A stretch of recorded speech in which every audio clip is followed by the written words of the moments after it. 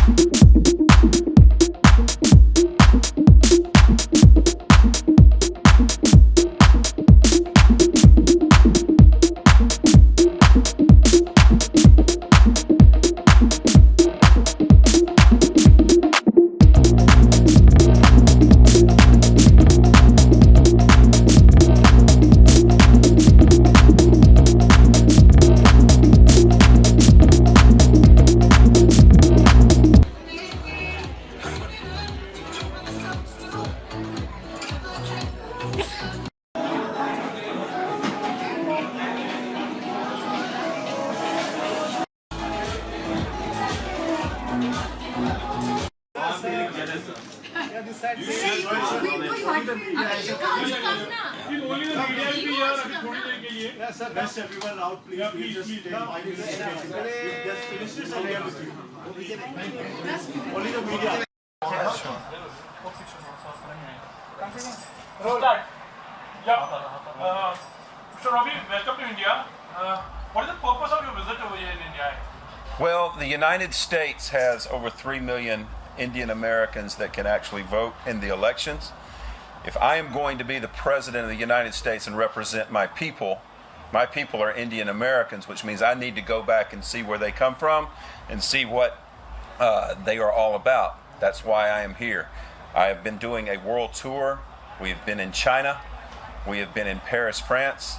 Now we are here in India. And I will say this, I love this city. The city is great. The friendliness of everyone is amazing. And very happy to be here. Congratulations. And what are your plans? In fact, like, how are you planning yourself in India? Like, who are you meeting actually, and how are you going your campaign actually? Come around.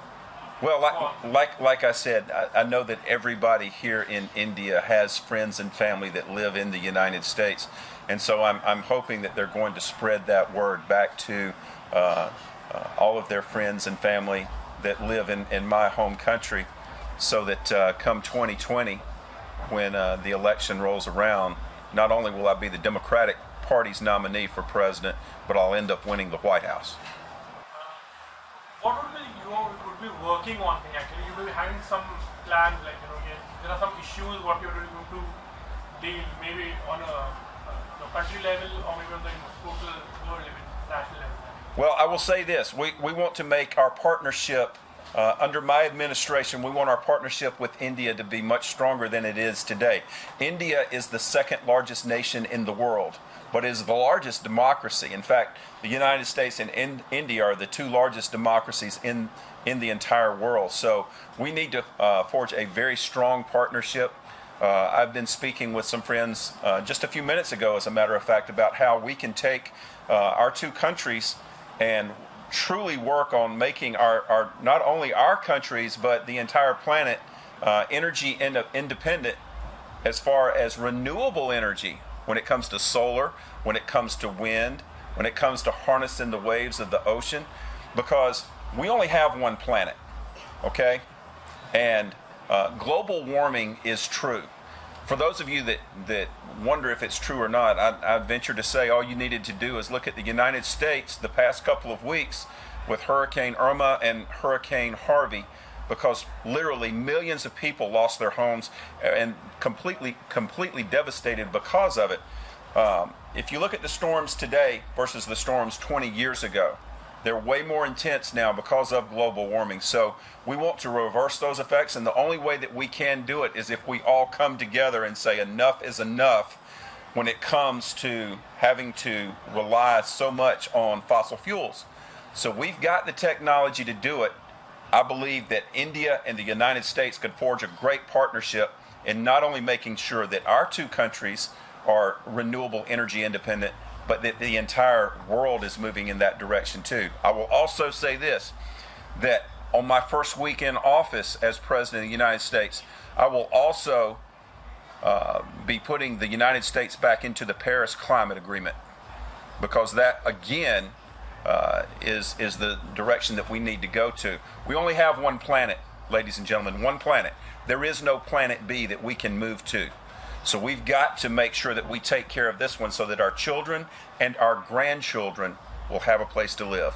Sir, is this your first visit to India, and how much you are influenced or impressed by the Indian culture? This is my very first time in India, and I am very much impressed. I very much appreciate this opportunity to be able to not only meet the people, but to learn about the culture. Yesterday I was able to meet with the Jain community, and they really touched my heart to see how the Guruji, how he lives his life day in and day out, and it's just truly an honor.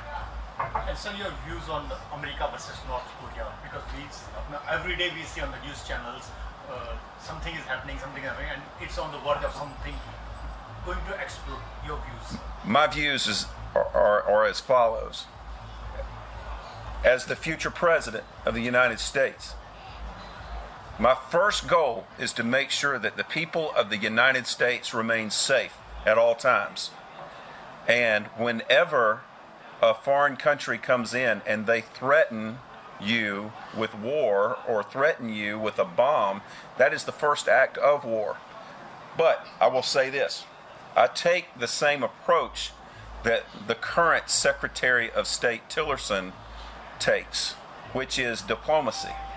War is an option, but it should be the absolute last option. I believe in peace. I would like to see world peace.